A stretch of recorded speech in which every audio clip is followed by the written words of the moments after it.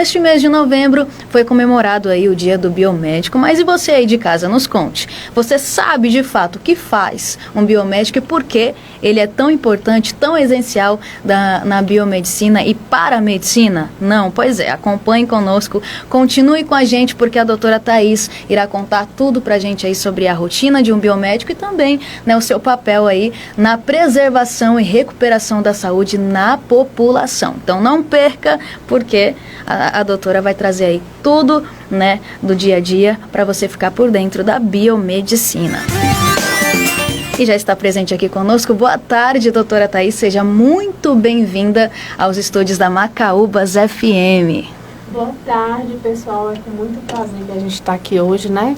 Além de celebrar o Dia do Biomédico, que é o dia 20 de novembro, também vamos mostrar para vocês aí de casa o que nós fazemos no nosso dia a dia, o que contribuímos para a saúde de todos vocês, para chegar no diagnóstico, o que a gente tem esse mês aí de promoção, né, para os homens, de incentivo também, e a gente vai estar falando um pouquinho de cada coisa dentro da nossa área.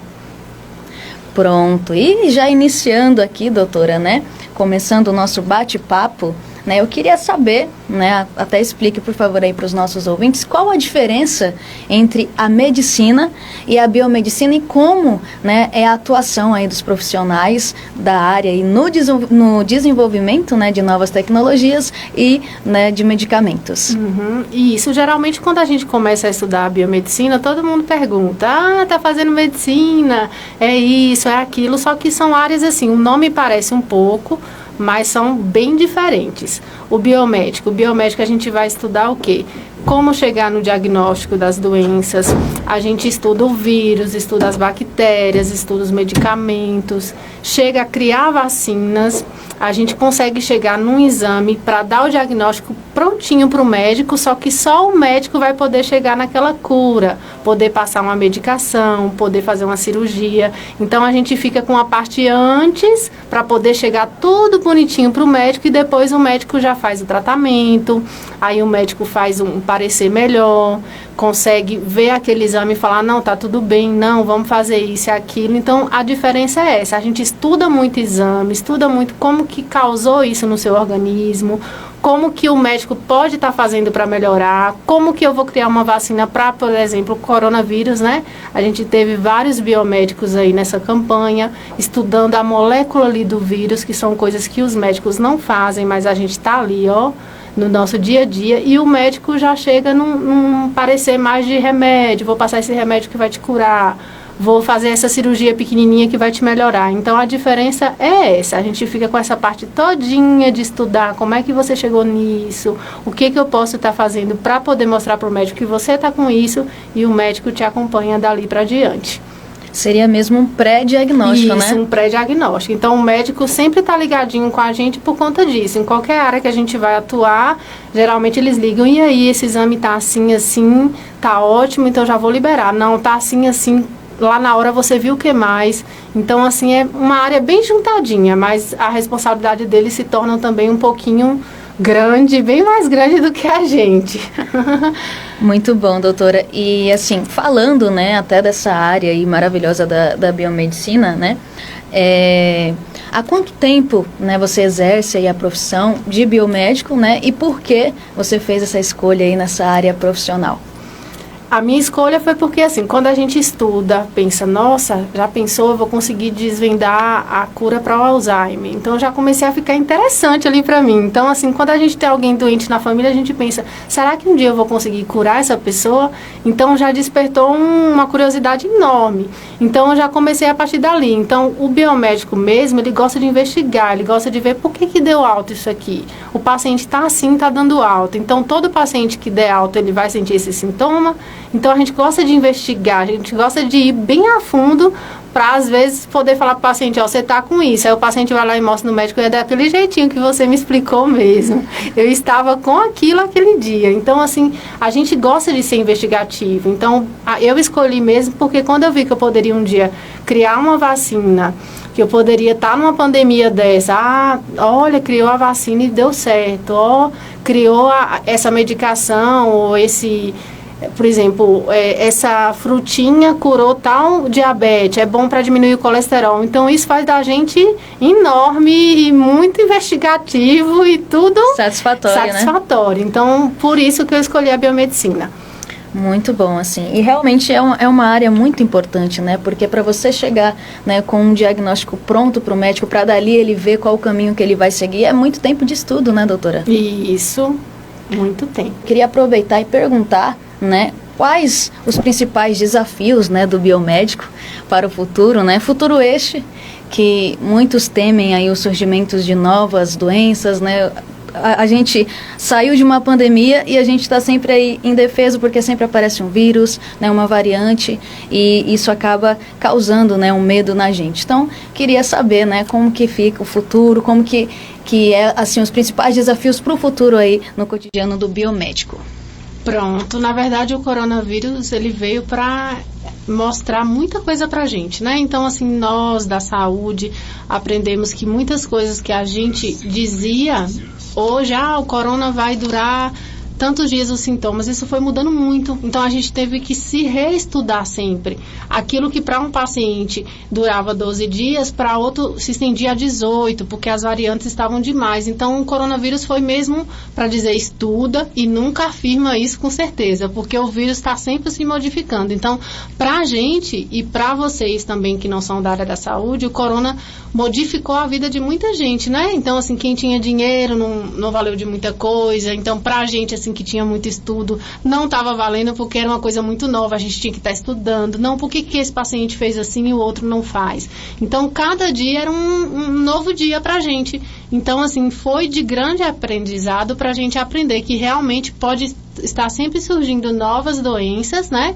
E a gente tem que estar sempre estudando. Hoje eu estou dando estudada sobre esse paciente que fez isso, esse vírus, essa bactéria, mas amanhã eu posso pegar um diferente que está causando bem mais agressividade. Então, assim, para o futuro, a gente espera que não surja tantas coisas como o coronavírus, como essas bactérias diferentes, as hospitalares, essas doenças como o câncer também, que está devastando muito. Então, a gente espera que a gente regrida isso para uma medicina mais avançada, para um diagnóstico cada vez mais preciso, para que a gente não passe mais como esse coronavírus que deixou a gente biruta e maluca.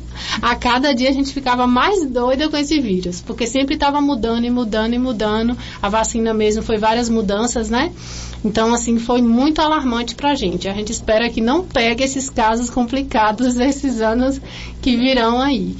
E realmente, né, a Covid-19, né, assustou muita gente. Né? Isso, assustou quem ficou desempregado, assustou quem tinha comércio e teve que fechar, assustou a gente que era da saúde, que a gente afirmava para um paciente, tal dia você vai estar curado, a possibilidade de estar curado. Aí vinha o paciente fazer o exame e estava lá com o vírus de novo. Quem pegou uma vez não pega de novo. Com 2 meses estava pegando de novo. Então, assim, reeducou todo mundo. Reeducou quem não é da saúde, reeducou a gente a estar estudando sempre. Estuda hoje, estuda amanhã, para não falar uma coisa que realmente não possa acontecer. Então, foi um avanço para muita gente. Acho que para quem estava na vacina mesmo, por isso que demorou um pouquinho para sair, né? Porque foi muitos estudos para poder chegar a uma vacina eficaz. Pois é, e doutora, aproveitando também, né, a sua presença aqui nos nossos estúdios, né, estamos aí na campanha do Novembro Azul, né, de prevenção aí ao câncer de próstata, e gostaríamos, né, de saber quais são aí os exames mais eficientes, né, no diagnóstico precoce e também como preveni-lo.